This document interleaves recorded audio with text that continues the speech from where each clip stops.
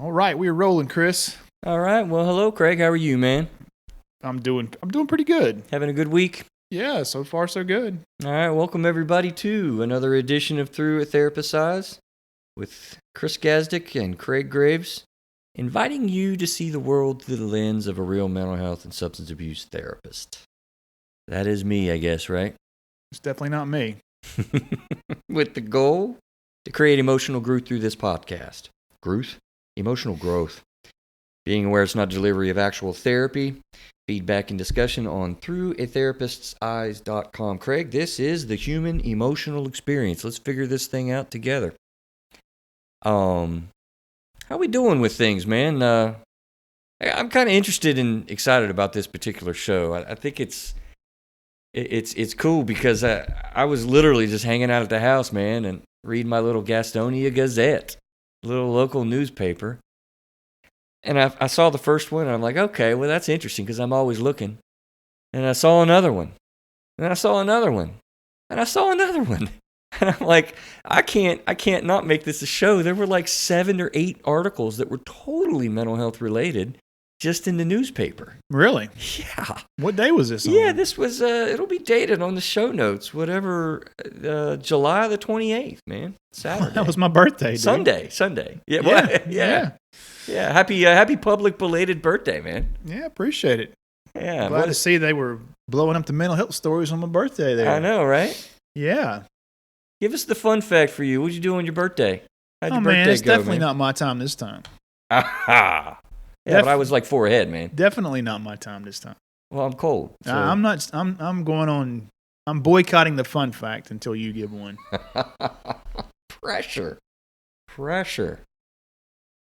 think I'm on the verge of buying a kayak. Really? Yep. Well, that's pretty cool. Yep. It's about high time that I do that. Flat water or white water? I really just need it for flat water, really. Yeah, flat water. I'm not gonna. If I go do white water or whatever, I'd do it with their boat, and I don't think I'll get that into it. Where although the whitewater center is right down the road, I may have to research this and kind of figure this out and see what I need to do. Yeah, it is. The U.S. National Whitewater Center is what Chris is talking about. It's about, 10 miles from our houses. Yeah. Yeah, it's pretty close. World renowned for its Olympic training facility, I believe. Yeah, right? I think there's another one now in the Midwest. It's the official Olympic Training Center. It's actually a little bit bigger of a facility. Oh, because when they built it, wasn't it the largest one? Yeah, it was at the time. But I think there's a little bit bigger one now. But it's a great spot, man, the Whitewater Park. They have whitewater rafting and obstacle courses and rock climbing walls and about a 12-mile bike trail. It's a great spot. So maybe we need to hit them up for sponsorship. We should. I got a good friend.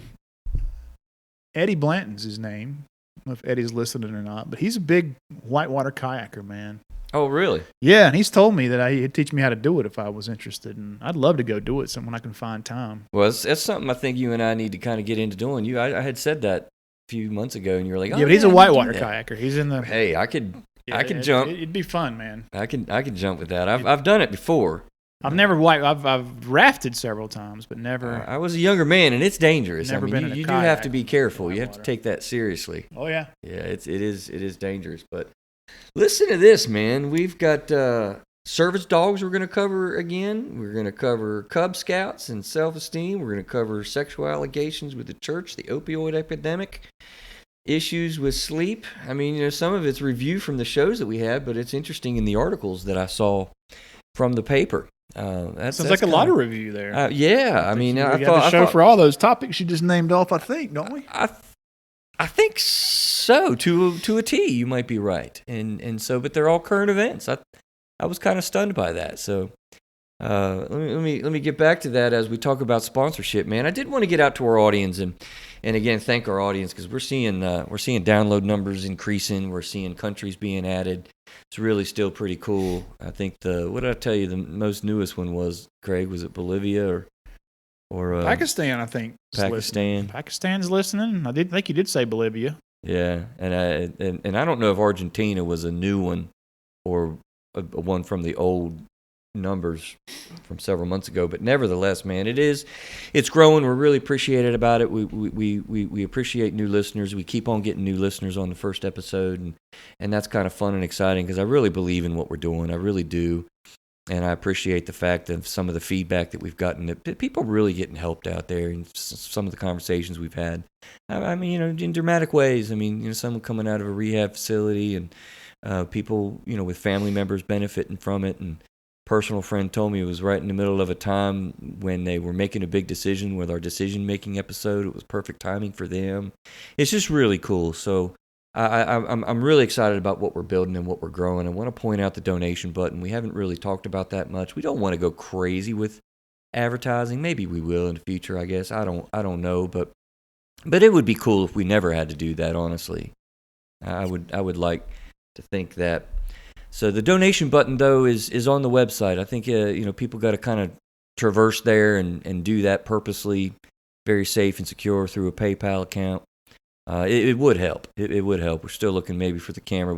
You said you're going to stop talking about that, right? Yeah, until we get it figured out. You can stop mentioning it. Yeah.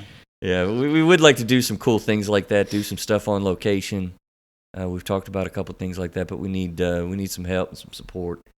And so, $5 is helpful, $100, $5,000, really. People might be interested. Who knows? Just be aware of that. We really want to ask for support and do that, man. What do you think about? Let's just go down through these articles, man. I failed you, Craig. I meant to get these things to you, so you'd have pre-saw them, but you didn't. And so I'm actually got some reading that I'll do from them. I don't like to do stats or reading, but these things were pretty neat, and I highlighted them a little bit. Okay. The qualifier I want to put out, too, just for little guys and ears, we do have the one on sexual abuse, and when we get to that, you might want to kind of be aware of pushing pause and listening to it later. I don't know what we'll get into with that, but I do want to put that qualifier out as well. April 4th, there was an episode of Science Versus, and they talked about service dogs, Craig. So I really, really do want to refer our listener to this podcast show, because they really kind of landed. I was really dismayed, Craig. I got to be honest, man. They kind of really gave a really clear impression that service animals aren't legitimate. They really kind of poo-pooed it. And they kind of landed on the idea that there isn't enough research studies to really show the efficacy of service animals providing help. But what they didn't discuss really at all, as far as I recall, is the training issues and how you really get good service animals involved in the mix at what they were looking at. And they had a professional who was on there, from what I recall, talking very well about it. So I was really kind of stunned. And then they kind of made a quick assessment of, like, this is not something that holds a lot of water. And I was really bummed about that, for what we talked about and what we saw actually in action. But they were also very much mentioning the people bringing stuff on the planes. Man, be careful, public, about that, man. Don't abuse it. Bringing your lizard, and I think they mentioned the one famous thing where, what was it, an ostrich or something? Do you remember what that was? An ostrich on an airplane? Yeah, someone pulled a stunt and tried to make a point. No, they had some crazy animal or something. No, I haven't seen that. Yeah, it was. I think that's ridiculous. Yeah, it was. And it puts a bad name on all of our vets who get help. Puts a bad name on, Joy, who's got a very effective service dog. And for people that really do benefit from having a dog on planes. I'm telling you, planes are very, very much a focus of people that have phobic reactions that I'd see in my office. And it debilitates them from being able to get on those planes. It really does. And so that's kind of why I don't have any problem writing those letters you heard John and I talking about. Yeah. So what's the name of this show? Science Versus. Science Versus. Science Versus. And they're making an argument that it's not backed up by science. Is that what the deal is? Mm-hmm. Okay. Mm-hmm. All right. So are they skeptics, or what are they? Yeah. No, I mean, they're just a science show. It's a fun little science show. I love it. And they just take facts. They talk about studies, and they talk about all sorts of topics. I mean, I think the guys that are science geeky like me in any way, you'll really enjoy it. But they just, and it's funny, the way people talk about studies. Studies are like statistics almost to me. There's so much out there, and so, You can definitely get the answer you want in a research study. Kinda so, and a lot of times that happens depending on who's funding the research study. Funding is a big point, yep. But it's obvious that service animals are helping people. I think so. I mean, we saw it in action in your office, and we did a whole show on it and spoke to a couple who's definitely benefited from having a service dog. Right. So just because there's not research or science behind a particular thing doesn't mean that it's not valid and not real. Right. You know what I mean? Absolutely. And I do believe that a lot of folks come at things from a skeptic mentality. And it's easy to be a skeptic, right? Particularly in mental health. You probably own something there. It's easy to be a skeptic. All you got to do is say, I disagree with that. Yep. Yep. And I watched Joe Rogan had a guy named Graham Hancock on his show. And Graham is one of these ancient civilization guys. He's not a scientist, but he's written books. Golly, what's the name of his book? Some Power of the Gods or something like that. Anyhow, Graham has these theories that there were these ancient civilizations that were on the earth way before we think that they were. City of Atlantis or whatnot such. Stuff like that. Yeah. And they actually found a site in Turkey called Göbekli Tepe, and it dates back to about 11,500 years ago, which is way older than anything that we've ever found before. Wow. And so people have just hammered Graham, and I guess he had no science to back it up, but and even now that they found something, even now they found this. He had a guy on his show debating with Graham. His name is Michael Shermer or something like that. And he's the chief editor of Skeptic Magazine. There's a magazine for skeptics. Right. And it's like, what are the qualifications? Do you have to go to school to be a skeptic? I mean, what are the qualifications for being a skeptic? You know what I'm saying? Alive. I mean, yeah, it's going to be breathing, alive. And so hearing the skeptic and Graham debate about who created this advanced civilization, well, there's no evidence of that. Mm-hmm. It's there, Got dug up. Yeah, so the skeptic was arguing that it was hunter-gatherers who developed this is super advanced structures and stuff like that. And Graham was like, no, it had to be more advanced than just hunter-gatherers. Because they did some pretty amazing things. Oh, yeah, there's some pretty amazing things there, And it's a whole fascinating topic. Yeah. But it's like the guy's just like, just to be a skeptic.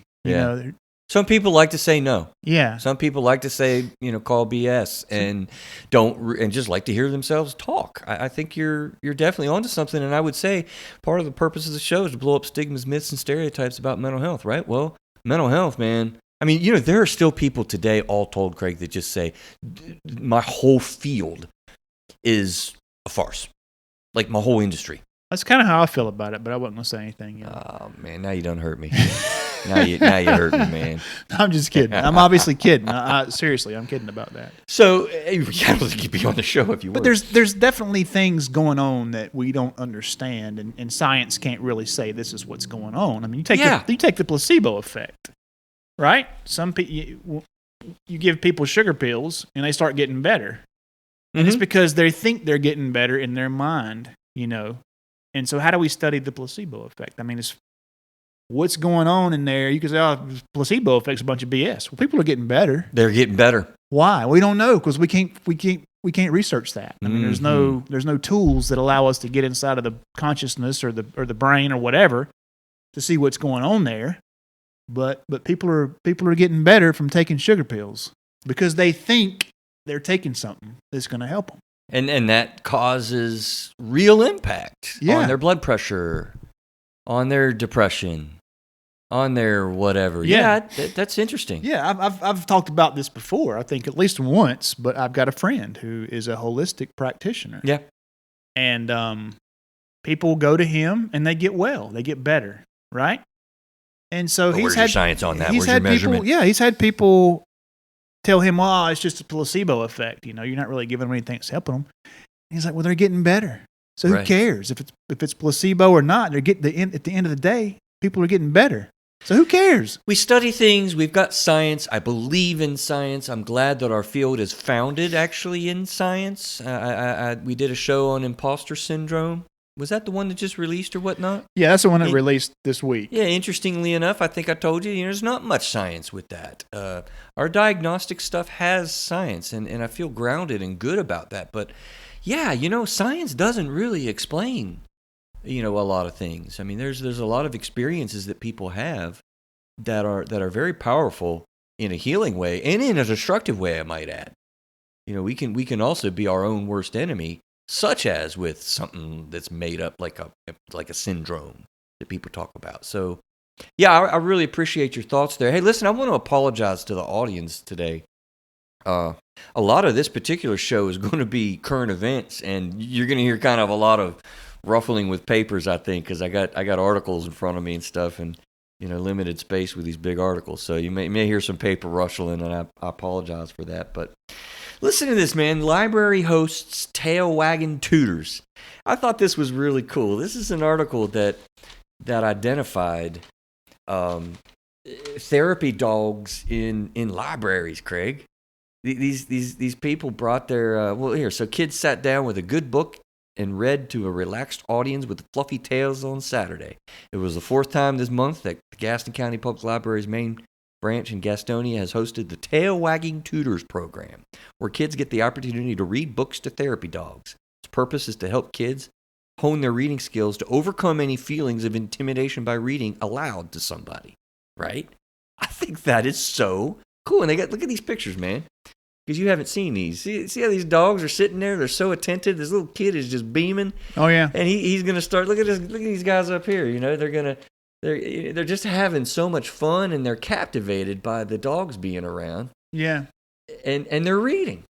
Yeah. We know that dogs, just dog owners, have lower heart rates. Have a soothing, calming effect with their furry friends and stuff. Yeah. Yeah. You've heard research to say people who own pets live longer. I mean, there's numbers that people throw out there. Right. And we know that you're going to learn better when you've got a calm state, a calm atmosphere, a calm perspective. It's super cool. And how many applications to these animals and stuff are there? I thought this one was awesome. Let's give a shout out to the folks at Whispering Hope. You ever hear of those guys in town?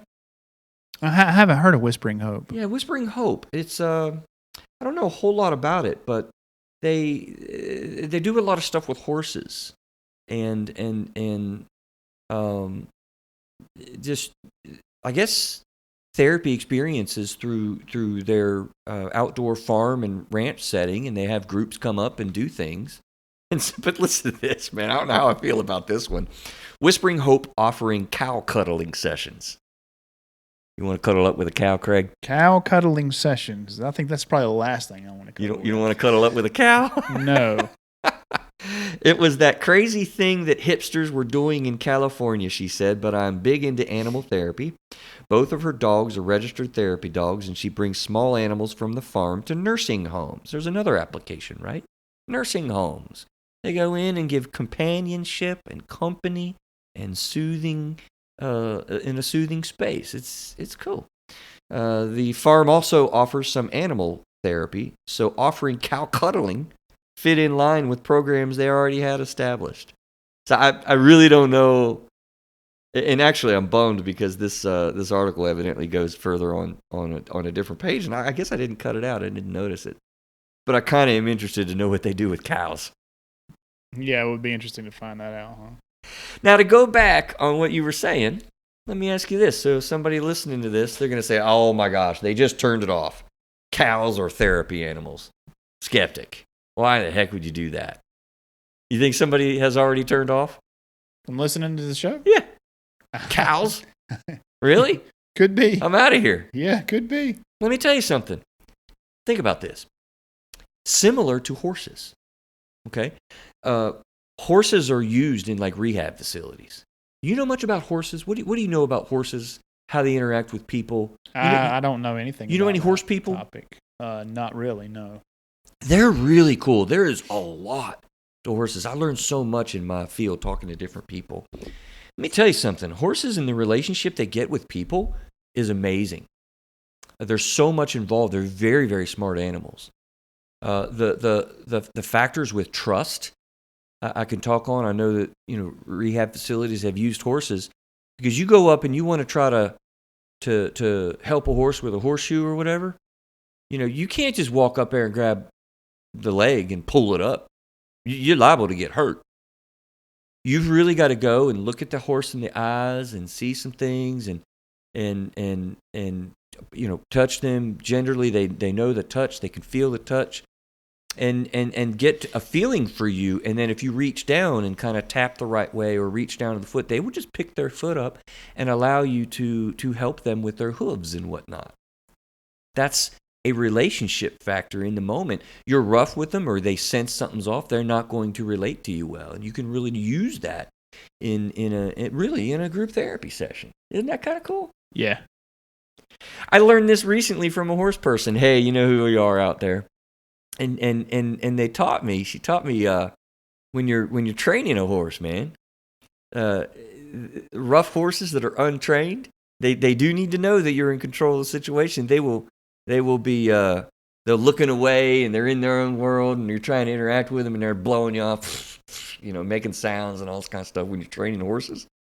When you kind of hit them on the side or get their attention and let them know what's kind of going on. Their eyes will kind of I think still contact with you, but they'll lick. You ever see all those horses you ever around? They're licking all the time. Never noticed. That is a sign of like, okay, I'm with you, and I'm not gonna be wild. I'm not gonna be a bucking bronco.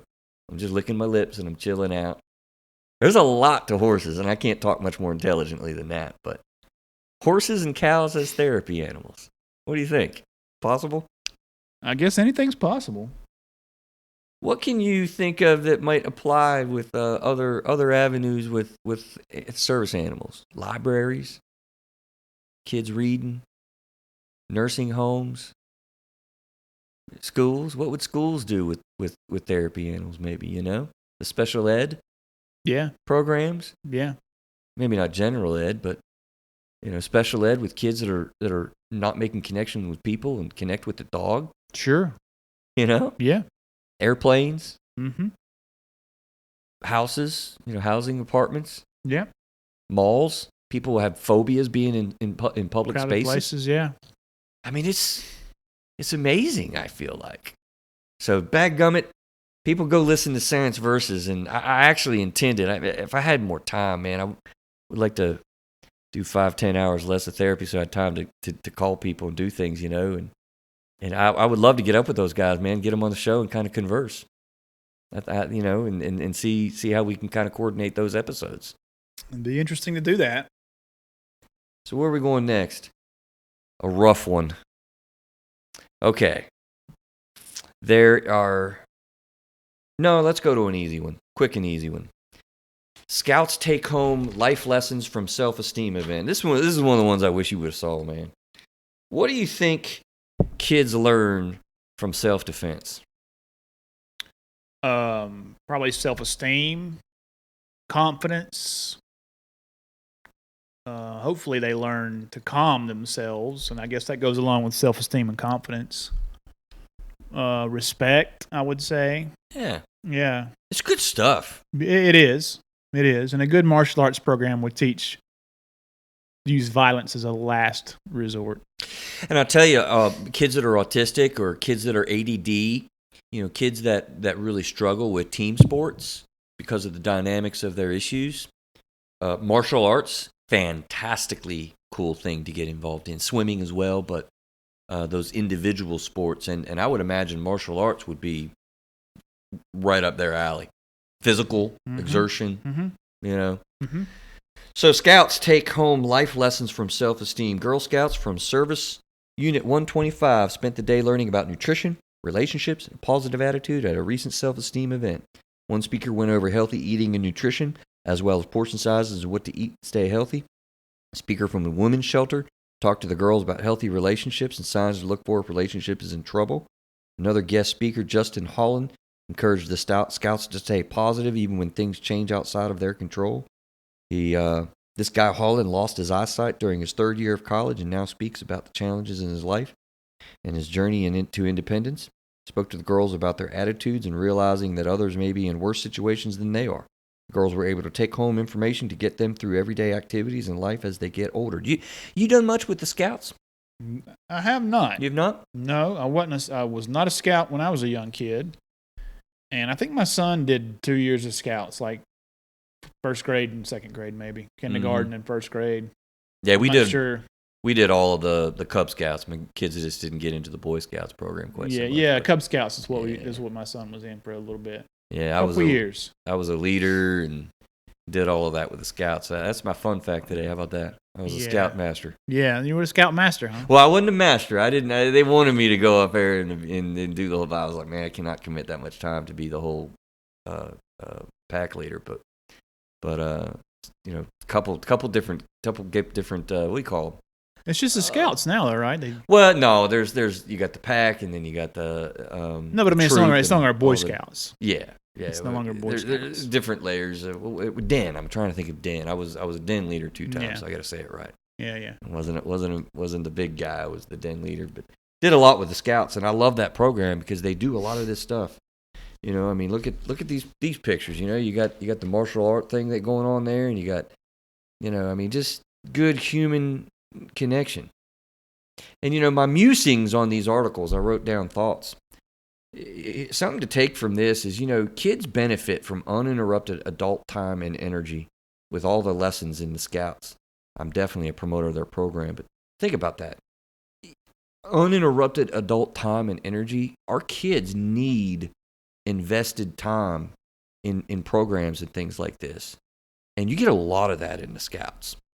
And good stuff. I mean, it was neat to read this in the paper that the kids are getting exposure to this stuff. Cool, man. All right, you ready for this nasty one though? Ready as I'll ever be. Yeah. Here we go, man.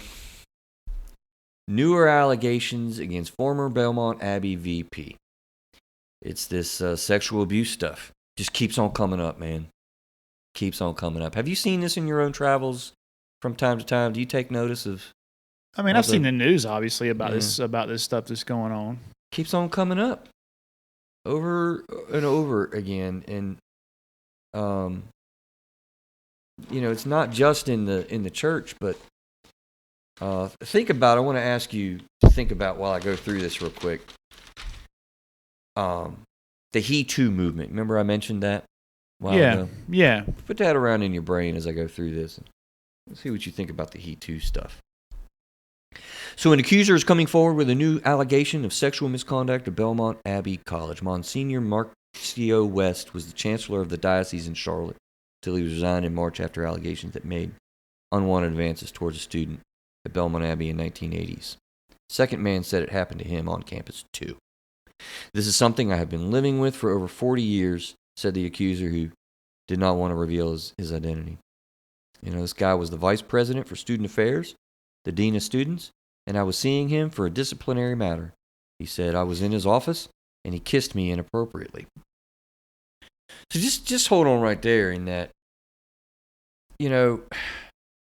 this stuff happens really quick, and you don't really know what's going on. And this dude's been living with these experiences with this guy since 1980, Craig.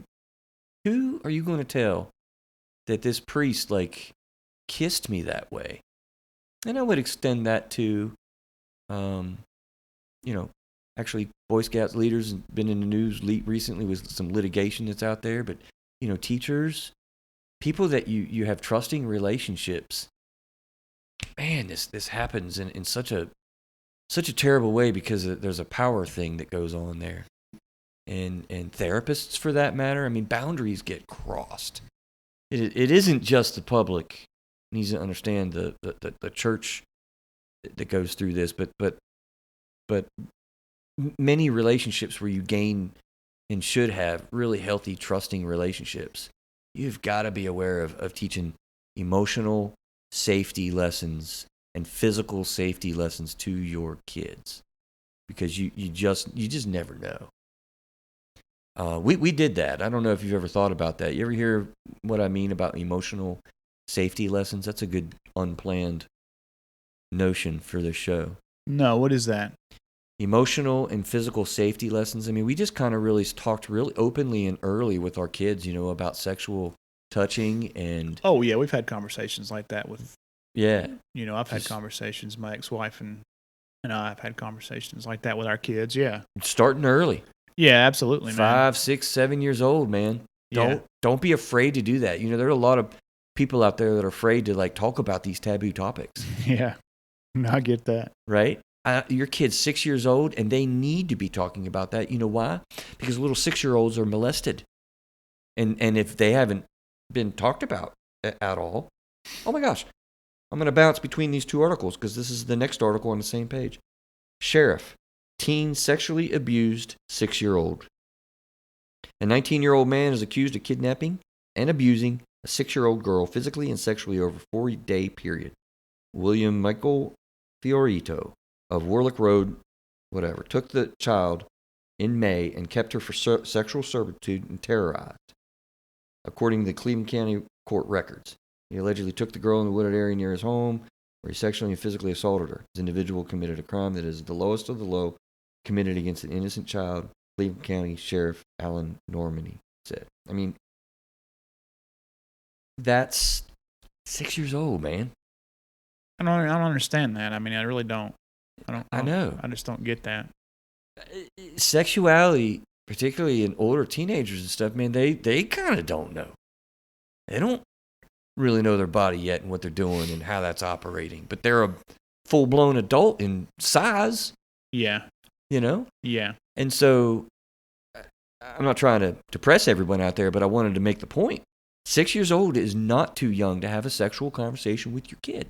Yeah. What is appropriate touching? What's nice hugs? What are uncomfortable hugs? What's dangerous touching? Yeah.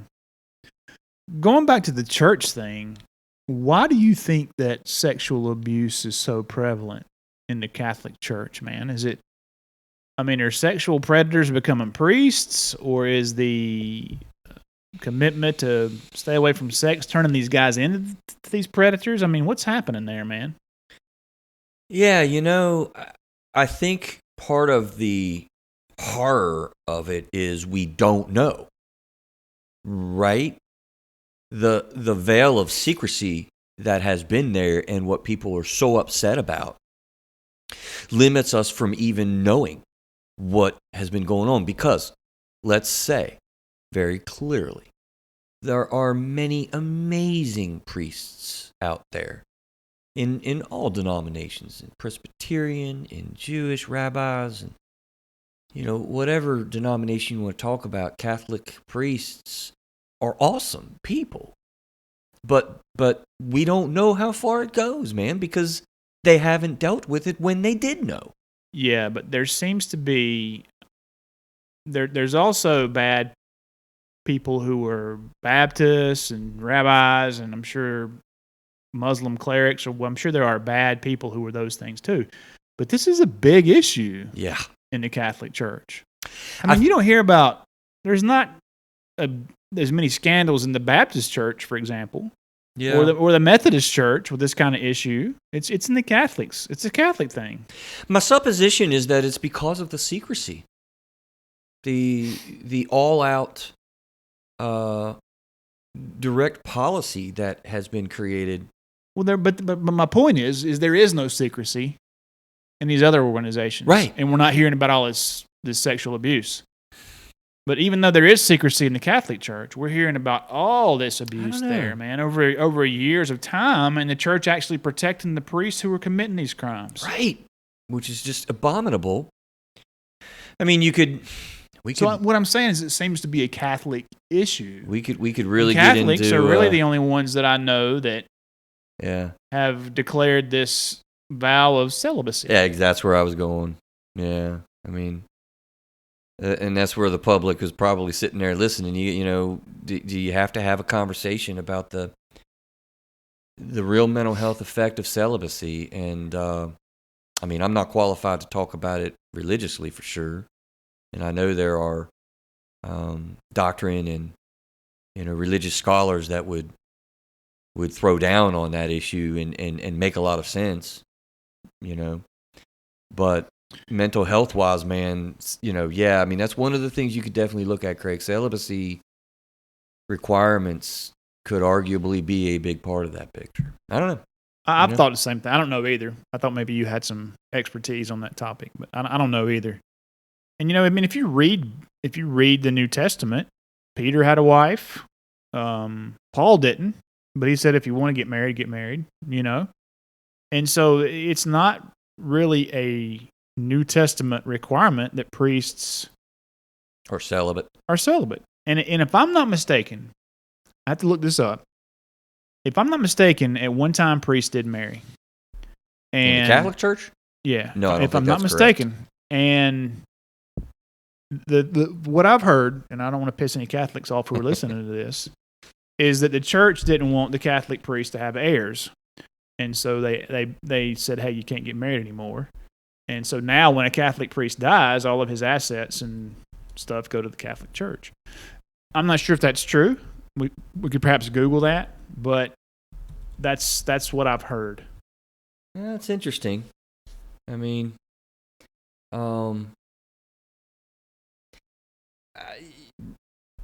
quick Google search, brief history of celibacy in the Catholic Church, future churches. This article, Peter, the first pope, and the apostles that Jesus chose were, for the most part, married men. The New Testament implies that women presided at Eucharistic meals in the church. 2nd and 3rd century, age of Gnosticism, light and spirit are good, darkness and material things are evil. A person cannot be married and be perfect. However, most priests were married. I mean, I don't know. Yeah, it would take some reading, and kind of anybody can Google that and look and stuff. But I mean, the fact that it was changed, and maybe the money issues and political issues. I mean, I don't know. I don't want to go too far with it today because we got some other things to cover. But it is a huge issue, and right in the middle of mental health and substance abuse issues with this are just huge. Let me go on with this article if that's okay. Absolutely, yeah. Let me see. Quote unquote, this victim said, "I just blurted it out. He did it to me too," he said. "I'm coming out to encourage victims, a minor or an adult, to come forward and get some justice." He kind of went on to say, "No one has contacted me from the diocese to say I'm sorry this happened to you or expressed any regret. That is most disturbing," he said. After the first allegations surfaced, Bishop Peter Jugas said West denied the accusations and no criminal charges have been filed. Officials said that while West is still a priest, he cannot perform duties. This guy just blurted it out one day, and I tell you, the veil of secrecy that the church has perpetuated, and also by nature of being a victim, you don't tell anybody this, particularly as a dude. Women with the Me Too movement are now more liberated to do so, and that's kind of why you get more reporting of this kind of thing, and we're catching serious steam. Like, listen, if you're a victim of this out there, you've got to find a way and have the moral courage. Understand that episode from a long time ago. Not morals, but courage, really, to speak out. And you get, it's hard. You feel the feelings, but once you speak out, proverbial tear the Band-Aid off, right? You get emotionally free from the power that this holds. Can you imagine holding a secret like that for 40 years, telling nobody? It's horrible. Absolutely horrible. So, response from the diocese: allegations of sexual misconduct or sexual abuse by clergy brought to the diocese are referred to by the Lay Review Board to be independently investigated. It is the policy of the diocese not to comment on any allegations unless the investigation finds it to be credible. As you know, Monsignor West stepped down in March after a finding by the Lay Review Board of a credible allegation involving misconduct with an adult. The church, quote here, the church had no formal guidelines for addressing unsubstantiated allegations 40 years ago, but we do today. For nearly 2 decades, the diocese has had rigorous protections. Did you hear that, Craig? Rigorous protections. God, I lost my place in that article because I had thrown my eyes up. Reporting policies and safe environment training in place to help guard against abuse and misconduct. We are committed to transparency and accountability and are doing everything we can to promote healing for victims and for the church. That's the response from the diocese. Come on. It's disappointing. It's just extremely disappointing. It is, because, I mean, just how many hundreds of years of this stuff kind of going on, really? Hundreds. I wonder if it's been going on for hundreds of years. Hundreds. I mean, seriously. Around the world. Seriously. And what's so disturbing about this is how people, know that it's happening. And, I mean, again, for the listening public, they move a guy. I guess it's becoming known in public talk conversation. They find something's going on with the guy, and they say, hey, stop it. That's not good. Pray, and, we need to pray for you, pray with you. You need to repent. I mean, they crash on him. I'm sure somebody's crashing on him pretty hard in an office somewhere. And they say, just stop doing that. And we're going to send you to another state. Oh, man, you did it again. Repent. We're going to help you. We're going to love you through this. And they send them to another state. You got 3 states, 5 counties, however many places, one dude. It's mind-boggling. The whole thing to me, there's so much hypocrisy there, and you would think that the Catholic Church would be a moral authority, which obviously they're not. There's so much going on there. These guys, who are moving these predators around from place to place and letting them have their way with all these kids, they believe they're going to stand before God one day, And what's he going to say when they get up there? I don't want to have that conversation with him. Yeah, I know, right? Kids and adults. Yeah, I don't want to have that conversation with God, Lots of adults having affairs and, and things like that. I'm just saying these guys are specifically supposed to be the moral authority of the world, if you know. Right. At least according to them. Right. I mean, not all people believe in the same God they do, but in their eyes, they're the moral authority of the world. God created the earth, and Jesus is his son. That's what the church is about. And then having this stuff go on. Yeah, it's. I don't want to get too depressed, so I want to move on a little bit. But, I mean, the other article, switching over to, again, teen sexually abused at 6 years old. The two allegedly knew each other through family ties. This 19-year-old kid and a 6-year-old kid. Yeah. And I highlighted that from that article because the point needs to be made when we're talking about sexual abuse, What? I just had a funny thought. We watch UFC in my house. We do. Just imagine these guys getting up to the pearly gates. Oh, God. Standing up there in front of St. Peter. Peter says, oh, yeah, you know what? You got to step in the octagon with Christ over there. He's going to wear you out. Forever. Look over there and you see Jesus standing there, Come on. Let's talk about it. You think there's an octagon in heaven? No. I think that I can see it. I could definitely see it. I don't think there's an octagon in heaven. The point that I was getting to, though, is that a lot of times it is kind of well known in people that are working with sexual abuse and offenders and stuff that are there with that, man. It really is people that are trusted family members. I mean, particularly predators. I mean, they're very, very friendly. They're very, very good at relationships. They're very, very good at gaining trust, and that's part of kind of what goes on. Whether they're doing it purposefully, maliciously, or kind of naturally, they got emotional problems, and a lot of times it is people that, like, your babysitters or people that are friends of the family or in the family. Molestation and what's it called when just farting on the word when. Sexual contact within family boundaries. What's that called? Incest. Incest, yeah. Incest. And that happens a lot. A whole lot. Yeah, man, I don't know. We got to come up with some comedy now again. We got to get giggly again or something. That's depressing, isn't it? Yeah, it was tough issue. It's heavy stuff, man. It's terrible. Tough current event issue. It's terrible. What else you got? Yeah, let's here's a transition for you, man. We need to suppress this emotion, don't we? We need to get happy. We need to get buzzed. Do we have any opioids around? No. You like that transition? Did I do that well? I'm not sure I like that one or not. Let's pop some pills and drug ourselves up and make ourselves happy. Opioid epidemic, man. Didn't you have something on the opioid epidemic too there in your stack of papers? That's why I transitioned. You didn't catch the transition thing, man. It was a whole transition. I did, man. yeah. I caught that. That was. I thought it was all right, man. Let's spend some time on this one. opioid epidemic is not a thing to joke about, because it is also a big, huge, serious topic. And here it is. Data tracks opioid epidemic. Billions of painkillers flooded communities across the United States. With all this litigation that kind of is starting to come out, boy, I don't know if I got time nor an interest in reading all of these statistics and stuff, man. I really maybe want to refer you to this article that'll be in the show notes. I guess you're going to be able to sort of highlight the article and whatever with that. How's that going to work for our guys? Yeah, I can.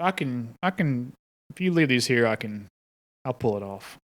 Okay, because this is a good one to really track what's happening with numbers, and all you statistic folks out there, man, they really throw some things away that I'm not going to have time to read here. They threw it out there.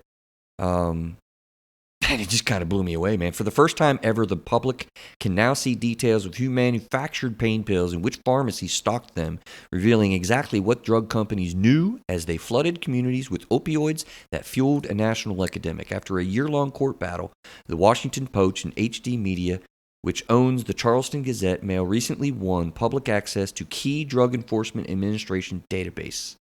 The government and drug industry opposed its release and won the initial court case, but the news organizations recently prevailed on appeal. Hear for the folks in media. They get a bad rap, don't they, these days, media people? Fake news.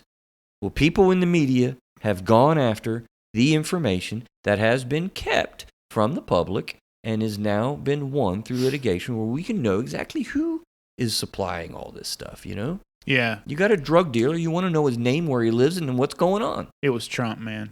Trump did it? Trump's fault. Yeah.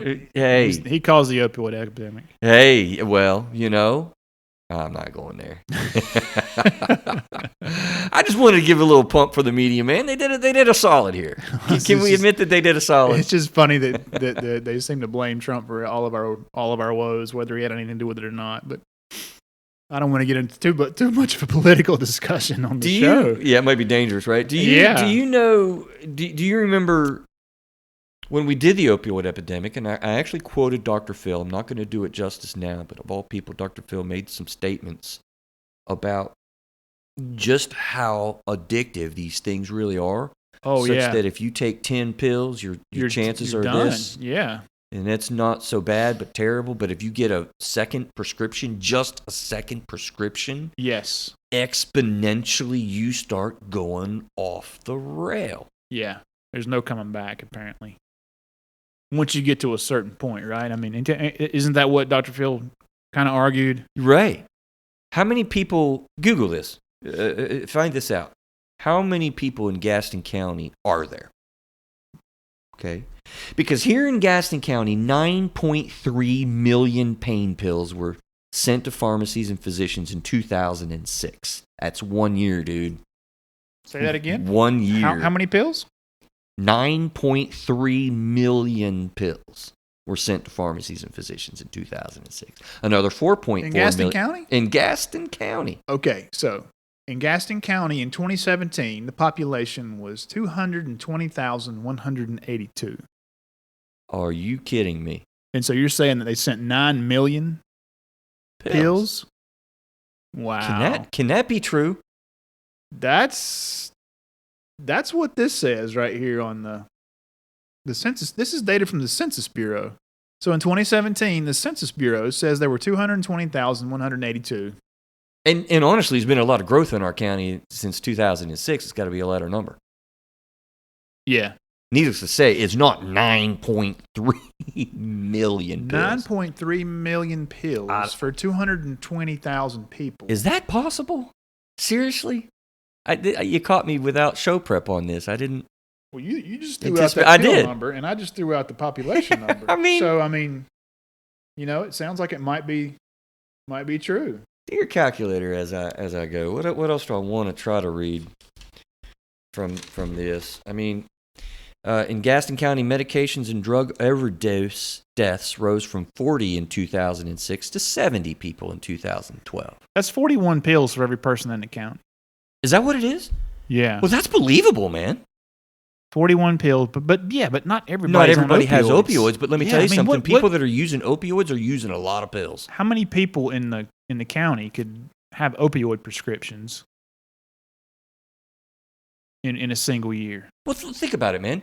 I've thought a lot about this with this opioid epidemic. When people get a foot surgery, you and I are going to take what? When I did my arm, I told you about when my arm was all jacked up, man. I had Percocets.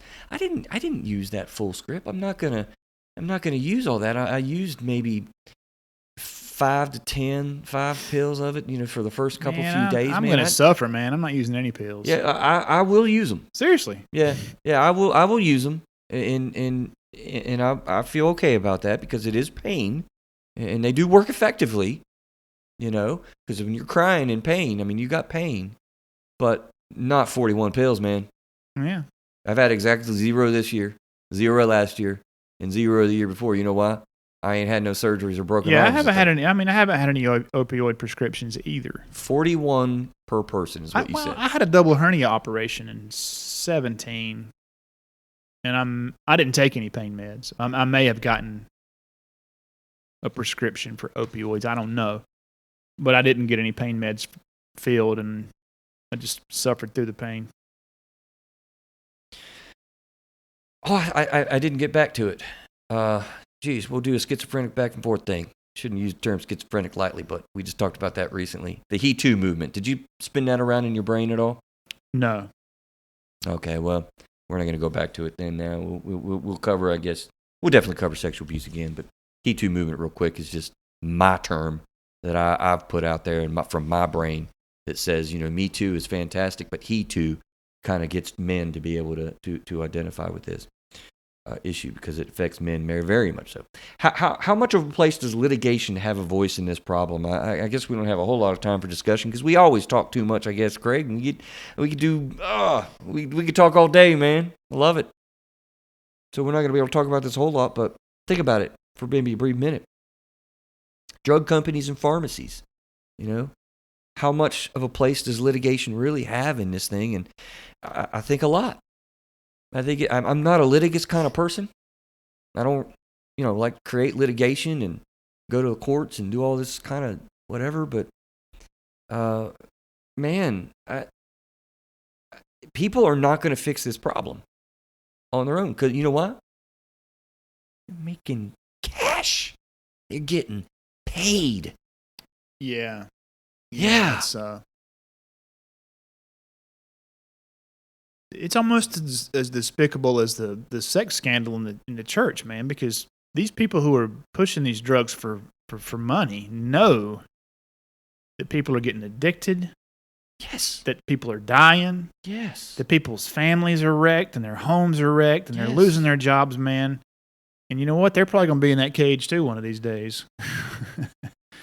I had a lot more to read on this article, and I'm not going to. I mean, seriously, it's it's despicable. Somebody who would push these drugs to make themselves rich. Listen to what came out in this litigation. Man. Listen. This is you're going to get. I've seen drugs damage not only the person who's taking them, but the people in their families. Man, you're going to build a cage after I read this to you. I'm telling you, you're going to build a cage. It infuriates me. One of the nation's largest distributors said as much in an August 2018 court deposition. Cardinal Health does not have an obligation to the general public, said Vice President Jennifer Norris when asked about the opioid epidemic. Quote, Cardinal Health has an obligation to perform its duties in accordance with the law, the statute, regulations, and guidance, unquote. According to the data from 2016 to 2012, Cardinal Health and North Carolina Mutual Wholesale Drug Company each distributed more than 14 million pills to Gaston County. Now, that's another number. I don't know, man.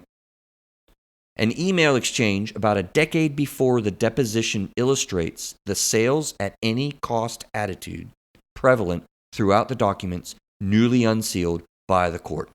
In January 2009, a national account manager for, I'm going to butcher this, Malakincrofted? I don't know. Malakincrofted?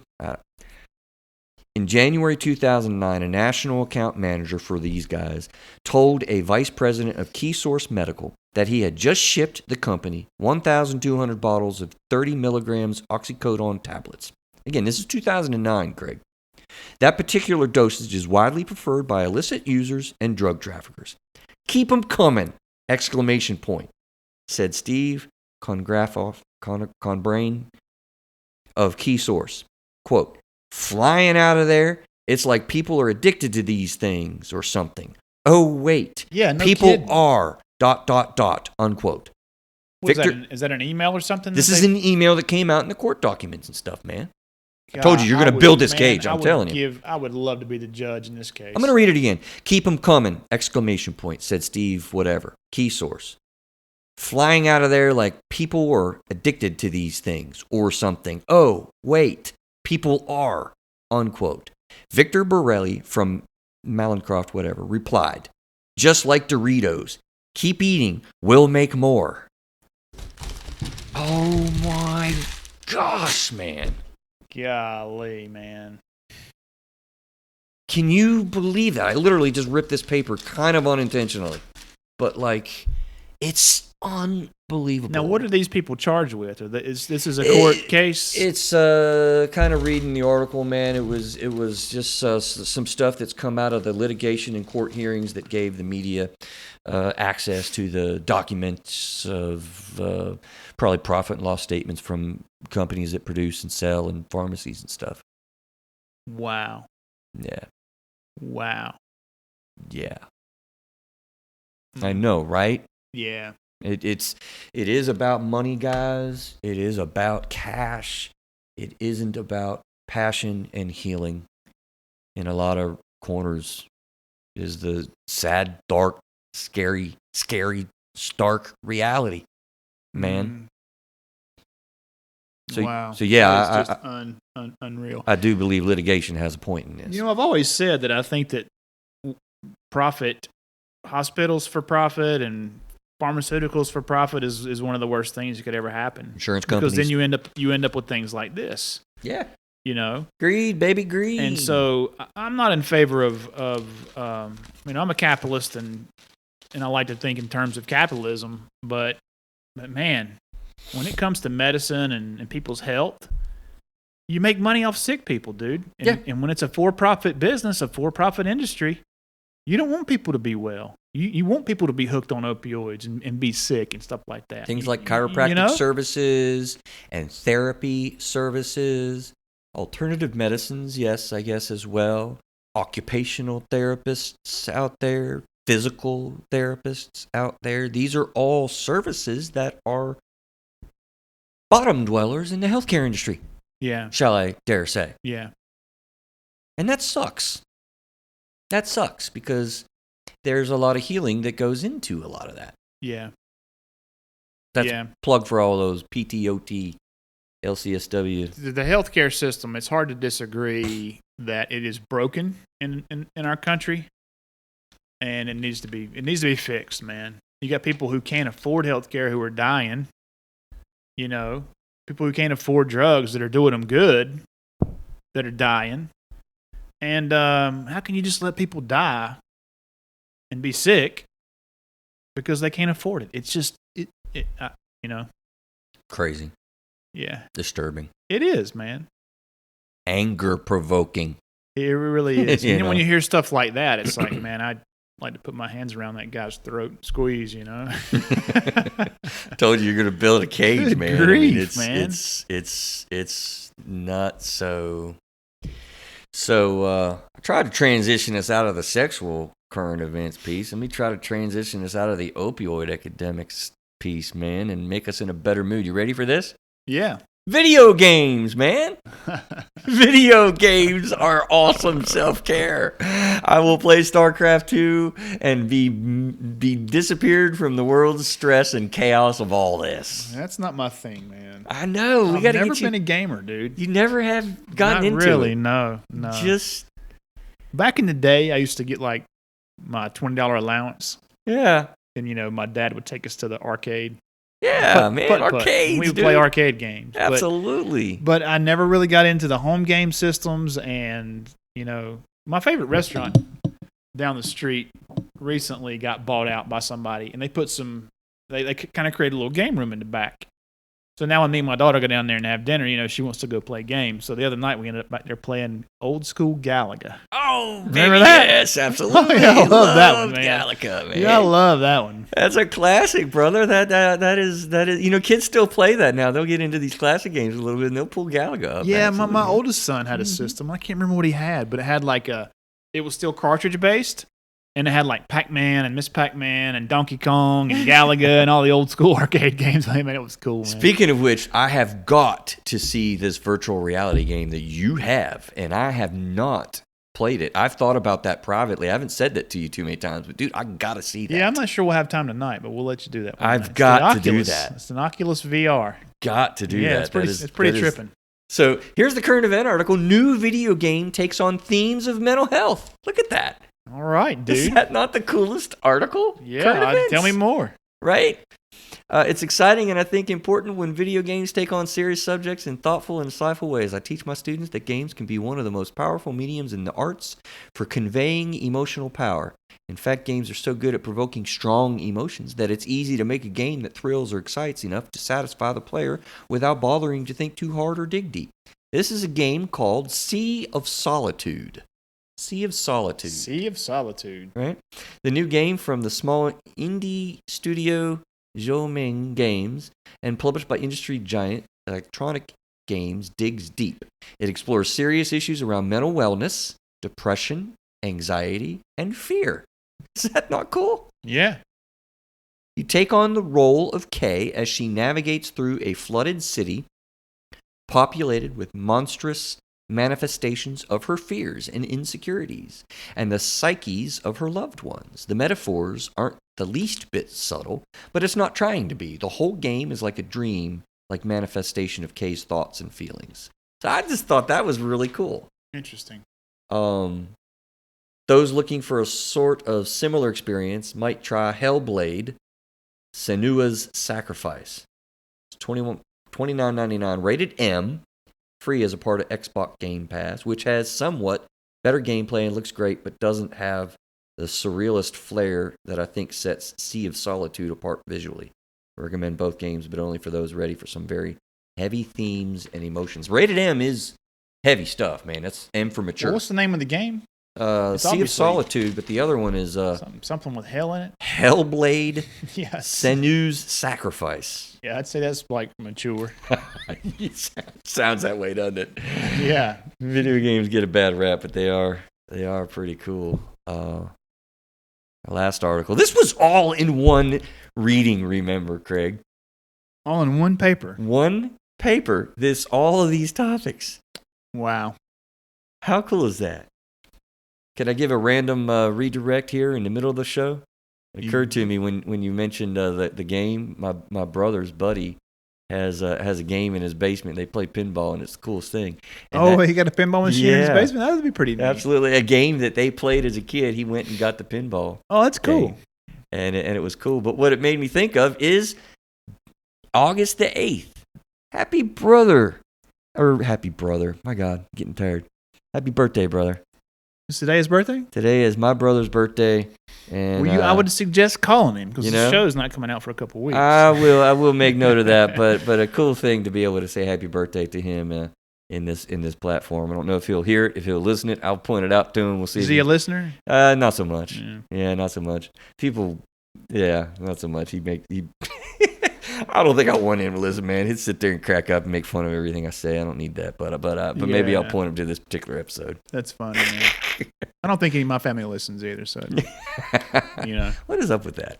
But happy birthday, Ronnie. We've been talking about Jesus and the church and everything. Jesus said, "A prophet." What did he say? A prophet is not a prophet in his own hometown, or something like that. Yes. Something like that. It's yes. Don't marry a therapist. No. Can't sleep. Here's what to do. This was the last one, man. I'm totally interested in this part. Let's see how we did. All right. We did episodes on sleep and spent some good time on it, so I just highlighted what they suggested. It wasn't a very long article, but these are their bullet points of suggestions. So write it down.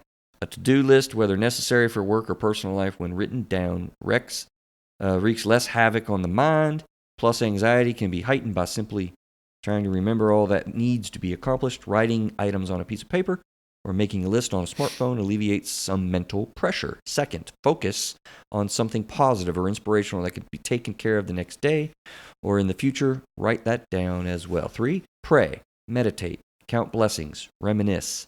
The National Sleep Foundation asserts these habits to evade full nights of sleep. 4, stick to a schedule. 5, practice bedtime relaxation rituals. 6, avoid naps if uninterrupted sleep is an issue. 7, exercise daily. 8, avoid bright evening light. 9, avoid or minimize evening use of alcohol and cigarettes as well as consumption of heavy meals. You mean I can't get all trashed when I go to bed, Craig? What's up with that? You're not supposed to, dude. What's up with that, man? Get liquored up and go to bed. No, I'm just kidding. I think we did all right with our list in comparison to what they put there, huh? With our list, Dr. Stafford? Mm-hmm. Yeah, I think so too, man. Mm-hmm. You know, I've got a problem with sleep. Sometimes. I slept good. I slept good last night.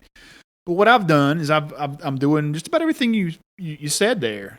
I'm limiting my caffeine in the afternoons. I've implemented a sleep routine, you know, so now I'm doing some downtime breathing. Sleep hygiene, right? Got my blackout curtains in my room. I got my room decluttered, you know, because that's one of the things that talk about decluttering your room. So it's just for sleep. You know, I'm reading. I'm not on my device. You know, I'm turning out the light by 10 o'clock, and I turned the light out by 10. The light was out at 10 o'clock. What's tonight? Tonight's Thursday.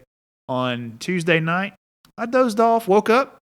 It was 1 a.m. at least before I went back to sleep. Oh man, it's frustrating, dude. It would be. You know, it's so frustrating. You're doing all the right things, you know. Yeah. I'm doing everything you listed on that thing. Yeah, well, you know. And there are times when I just can't get to sleep. I think that's an issue I've dealt with in the therapy office a lot, man. And I have a sneaking suspicion, and Dr. Stafford, hello out there. Hope he's still a supporter of the show.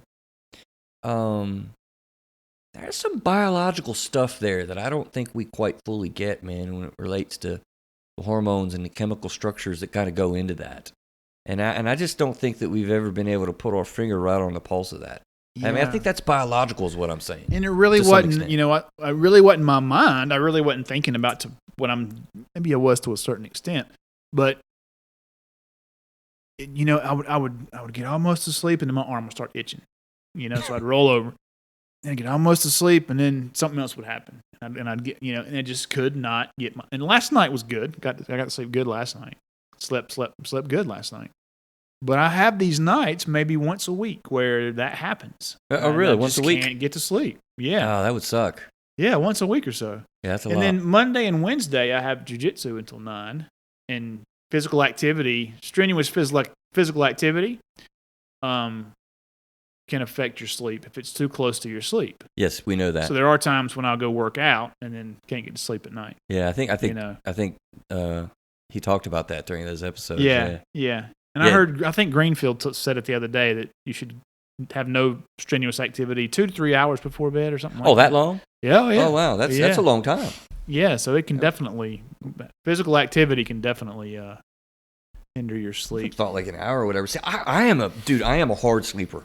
My problem is I want to do stuff. I want to finish my video game on my phone, or, you know, have that quiet time and enjoy the news for a second or two, or, you know, hang out. So I've gotten to where that's my quiet time, and so I'm fighting sleep, dude, because I've always been a hard sleeper. Well, I like to stay up late at night. I do too. I'm a night owl by nature, you know, and so getting into a routine has been a little difficult. Yeah. You know, turning that light out at 10 o'clock, man, it's hard because I'm like reading my book and I'm like, yeah, maybe I'll go to 10:30. One more chapter. I gotta. Yeah. I had an experience like that not long ago. So I started reading, a friend of mine told me about an author named James Patterson. And he writes a book he's written a series of books that feature a character called Alex Cross. And Alex Cross is a DC detective. He's also a psychiatrist, and, you know, he uses his. I feel like I've heard his name somewhere. I may have told you about it, but the chapters are short. And so one of the people that I've listened to said, "Hey, you should read your self-development books during the day." And I'm a learner, man. You know, you know that. So I'm reading but at night read fiction. So I remember my friend told me about Alex Cross, and I'm like, okay, I'm going to start reading Alex Cross books. And, dude, the problem with fiction is I get sucked in. And I'm like, oh, my God, I got to know what happens next. Absolutely. And his chapters take about 3 to 5 minutes to read. They're small chapters. And I'm like, okay, just one more. Yep. All right, just one more. Yep. Okay, just one more. And the next thing I know, man, it's like midnight, 2 in the morning. Yeah, 1 o'clock in the morning, and I'm still one more. Oh, God, I've got to put this damn book down. You know? See, I got a problem in the book. I'm trying to read Game of Thrones. I haven't watched any of the shows, and I'm in book 4, I think, and I can't get back to reading it. And it's actually ruining my other book reading because I'm stubborn that way, and he's like the opposite, man. Yeah. Great storyline, love the books. Yeah. But it takes forever to get through a chapter. Well, and the bad thing about the Kindle, I've been reading these Cross books on the Kindle. I think I read 13 of those books since January, and I probably hadn't read one in the past 2 months. And the problem with the Kindle is you can download the next book right away, you know? Mm-hmm. So, you get to the end of the book and he's like setting you up for the next book. Like, oh, my God. And you just go download it, and keep right on going. It's a great business You model. don't have to go to the store. You just download it right there where you are. Man, and so I am, man. So I've stopped reading Alex Cross books. Just I'm trilogy effect. I'm not disciplined enough to put them down. Got a buddy. Well, you know him, technology anxiety, man. He's like, man, I'm getting my audio books now as a thing too. Yeah, and it's the same thing. You get a trilogy, man. I mean, let's just take Star Wars for instance, man. You can just go on and on and on. I like to read a book, and I tried audio books, but I'm listening to them in my car. And I'm trying to concentrate on driving, and, and so I have to back up, and so I've kind of stopped the audiobook thing too. Might be a safer driver. Yeah, definitely. Listen, just to review, one single newspaper on a cool coffee morning Saturday 2 weeks ago or whatever it was. We're talking intently reading articles about service dogs, yes, including cows. We're talking about Cub Scouts and self-esteem. Learning about, actually, I should say Girl Scouts, but Cub Scouts as well. We're talking about sexual allegations and issues in the church, sexual predatorial factors with people that's in your family. We're talking about opioid issues, numbers, litigation, opioid epidemic, video games, and mental health issues with sleep. I mean, I love the fact that our society is really getting hip to how involved this stuff with mental health and substance abuse in our lives is. Isn't that awesome? Yeah, it's pretty awesome. I mean, I'm really encouraged about that. So pay attention, guys. Keep your eyes peeled. You see any current events in your local areas? As a matter of fact, I would really maybe put a plug for all you folks that are overseas, specifically in all the countries where we get downloads from, man. Please email us, contact@throughbatherapisteyes.com with your current events. Like, I would love to have a regular spot with that because I would love to learn more about other cultures, how they see this stuff, how this operates around the world. Let's get it going in our community. Please email us and let us know any kind of time you see this buzzing around over there in all the continents that we have. Great Britain, we have a lot there. People in Australia. I would love to hear people in the Central Europe sections of that continent to let us know how people see mental health around the world. Wouldn't that be cool to get some of that? Be interesting to hear. So email us, contact@throughbatherapisteyes.com. Get us out of here, man. You ready to go? Yeah, I just wanted to reiterate the fact that we've got shows just on about every one of these topics that we just talked about in that paper. So if you're interested in taking a deep dive, go back through. throughbatherapisteyes.com is our website, and we've got individual entries for each show. If you click on the blog podcast or podcast blog, I can't remember which order it's in. But anyway, we've got each individual show that you can stream right from the website, or you can find us on just about every single podcast platform these days. And tell your friends, man. That's the word of mouth. I keep saying this, like it's like a broken record, but word of mouth is the best way to get the word out. And a lot of folks complain that they don't have time to listen to a show, and we were even trying to accommodate those listeners by putting out a Monday short. So we're taking a segment out of past shows and publishing those out as 10 to 15 minute segments that can be consumed in a car ride or whatever.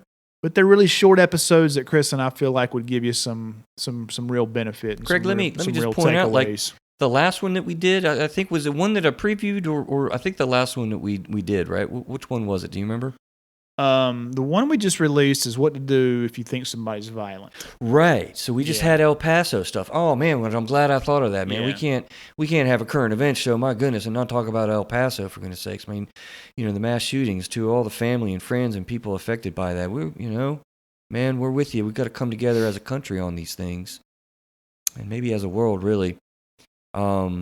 But that was a really cool conversation that we had. It was a good conversation. Synthesized conversations. Even if you've heard these episodes, listening again. I think Zig Ziglar said the mother of learning. Repetition is the mother of learning, I think, is what he said. So hearing them again is good review. I mean, and they're short, 10, 15 minutes, and but yeah, we try to keep it relevant. Like Chris said, we just did the one on what to do if you think somebody's violent, and wake up these two terrible incidents that happened in Ohio and Texas.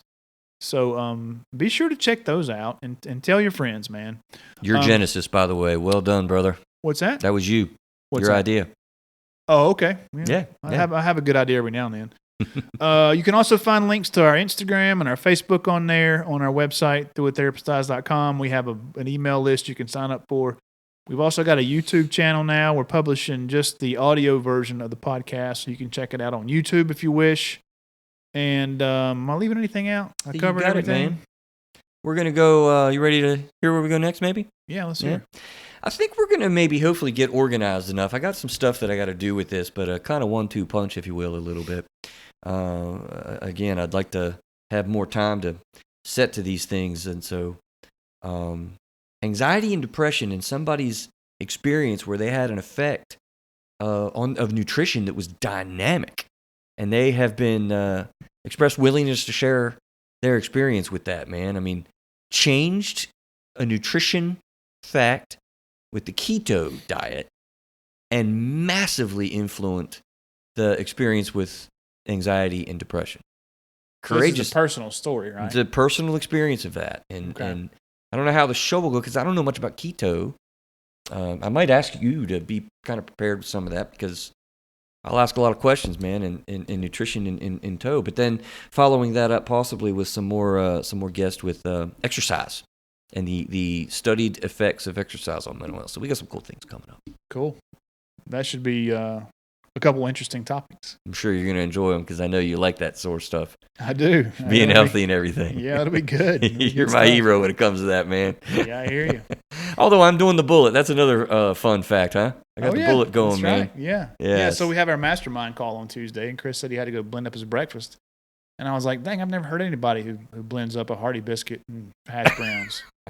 But he actually had some good stuff in there. Yeah, man. Actually had some healthy food. Thanks for faith in me. I stand corrected. Y'all have a great week. Thanks for that, Craig. See you, man.